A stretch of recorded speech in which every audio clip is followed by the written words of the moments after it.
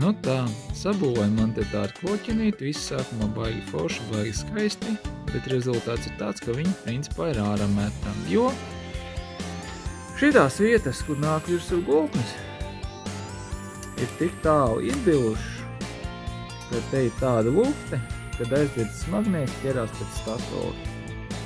Nu, tā arī beidzās šitā te epopeja. Nu, ko piedod minīt, man vajag motoru priekš gonkā.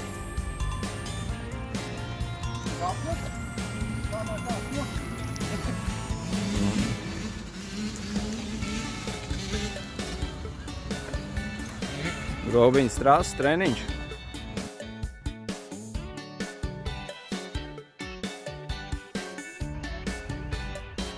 Nu tā, aparāts ir iekrāmēts.